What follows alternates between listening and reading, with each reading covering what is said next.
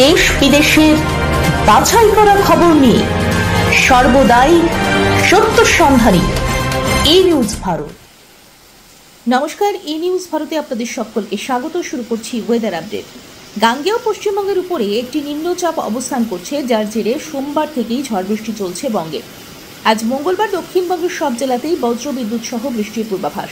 সোমবার থেকেই রাজ্যের বিভিন্ন জেলায় চলছে ভারী বৃষ্টি।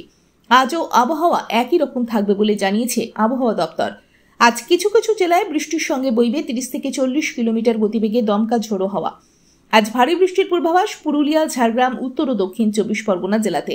আবহাওয়া অধিকর্তা হাবিবুর রহমান বিশ্বাস জানান, বুধবার থেকেই দক্ষিণবঙ্গে বৃষ্টির পরিমাণ কমবে বলেই আশা করা হচ্ছে।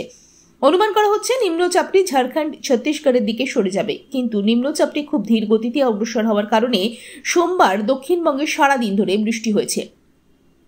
সোমবার সব থেকে বেশি বৃষ্টি হয়েছে পুরুলিয়ায়। সোমবার পুরুলিয়ায় বৃষ্টির পরিমাণ ছিল 79 মিলিমিটার। দক্ষিণ 24 পরগনার সাগরদ্বীপে বৃষ্টির পরিমাণ ছিল 70 মিলিমিটার।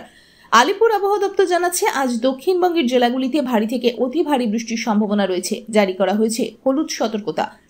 পশ্চিম মেদিনীপুর এবং পুরুলিয়াতে রয়েছে কমলা সতর্কতা। বজ্রবিদ্যুৎ সহ ভারী বৃষ্টির সতর্কতা রয়েছে বাঁকুড়া, পুরুলিয়া, পূর্ব ও পশ্চিম মেদিনীপুর, দক্ষিণ 24 পরগনায়। বুধবার এবং বৃহস্পতিবার বৃষ্টি কমলেও বিক্ষিপ্ত বৃষ্টি চলবে।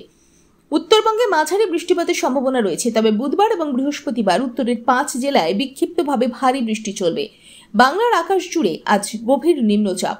আজ কলকাতায় সারাদিন মেঘলা আকাশ। আজ কলকাতা ও তার পার্শ্ববর্তী অঞ্চলে দিনের সর্বোচ্চ তাপমাত্রা 28 ডিগ্রি সেলসিয়াস, সর্বনিম্ন 26 ডিগ্রি সেলসিয়াস, অনুভূত তাপমাত্রা 32 ডিগ্রি সেলসিয়াস।